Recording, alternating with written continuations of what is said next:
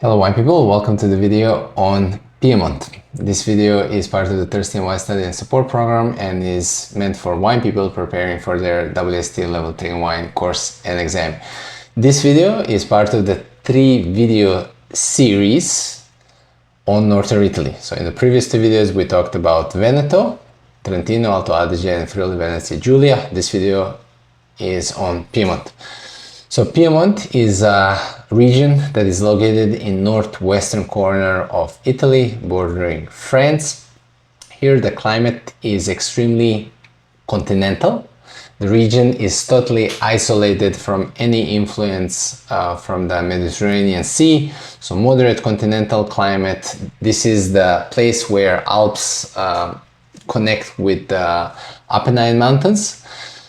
The climate is influenced by hail, fog, and it has this rain shadow that provides a long growing season that is necessary, especially for Nebbiolo grape.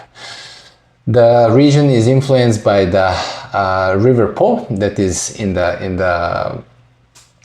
cutting the region. Is going through it. Lake Maggiore is located in the north, which also provides a little bit moderation. And the region of Piedmont, there's no flatlands. It's like a region with rolling hills. So the altitude ranges from 150 to 600 meters in altitude. That provides different aspects, different altitude that can affect to produce different styles of wine. The region is dominated by red wine production. The most important black grape variety is Nebbiolo. Other grapes that are also can produce simple but also premium wines are Barbera and Dolcetto.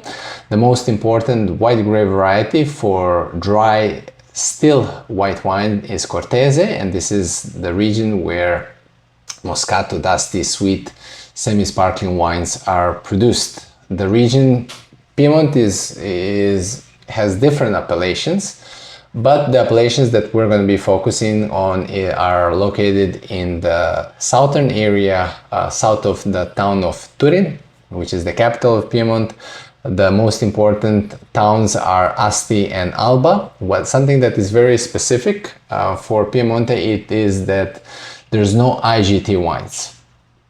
And the most important appellations for still wines are Barolo, Barbaresco for the red, and Cortese for the white wines. The most important black grape variety is Nebbiolo. Nebbiolo is a thin skin grape variety, and it's normal to produce wines that are pale in color, that very quickly go from ruby to garnet, but produces wines that are extremely high in tannin. So if you get a pale color wine with high tannin, it's unmistakably made from Nebbiolo grape. Nebbiolo produces wines with high acidity, red fruit dominated, extremely high tannin, and the best wines have long potential for aging. So red fruit, also a characteristic of Nebbiolo is this kind of dried herb character, rose petals, and with age develops like tar and leather and forest floor. The most important appellations for premium Nebbiolo wines is Barolo and Barbaresco DOCG. Barolo is an appellation that has a shape of a horseshoe, and this area basically has several villages, and the wines can be labeled differently based on if it's just coming from the whole area. The wines are going to be labeled as Barolo. If the wines are coming from a single village, the village is going to be named on the label like Barolo Serralunga de Alba. Or if the wines are coming from a single vineyard, the wine is going to be labeled. An example of a single vineyard is Canubi, so it's going to be named Barolo Canubi DOCG. Winemaking for Barolo. Barolo needs time to age, to soften the tannins, to develop the tertiary character and the complexity. The wines always age for a minimum of 3 years, of which 18 months in oak.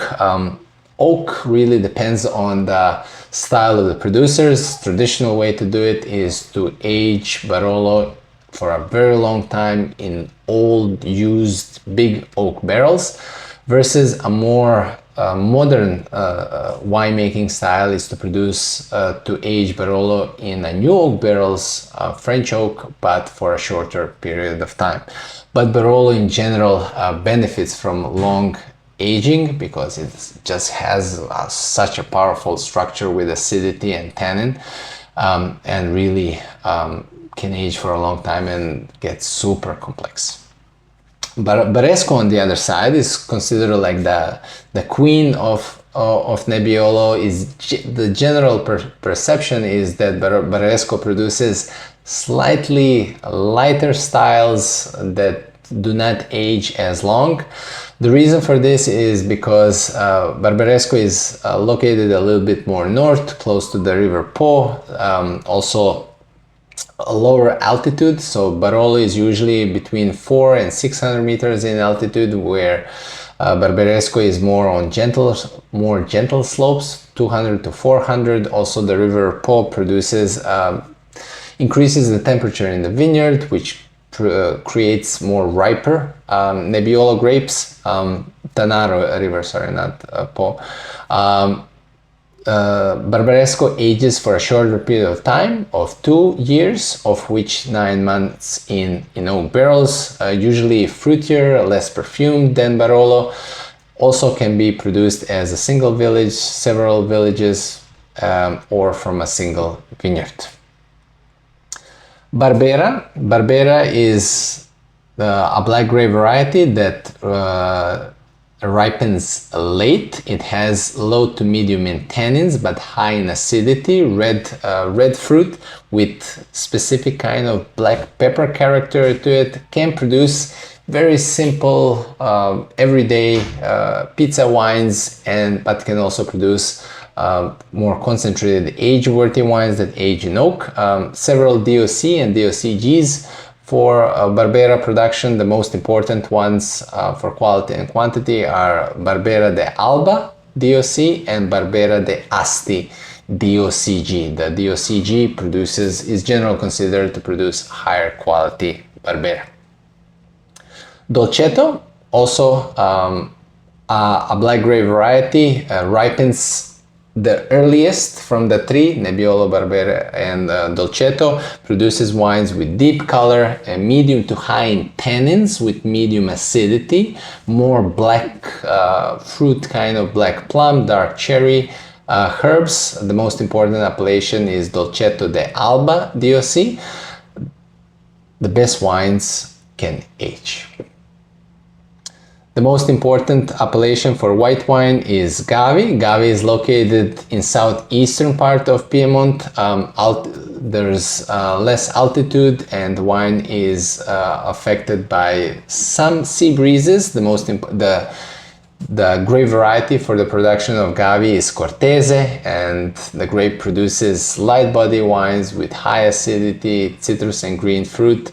The most important the appellation for Cortese is Gavi, and the wine can be labeled as Gavi DOCG or Gavi di Gavi if the wine actually, if the grapes actually come from the town of Gavi. So, some use of old oak can be used, and the wines, better wines, age on least for a little bit more texture and complexity, and the best wines can age, not for a super long time, but has some potential for age.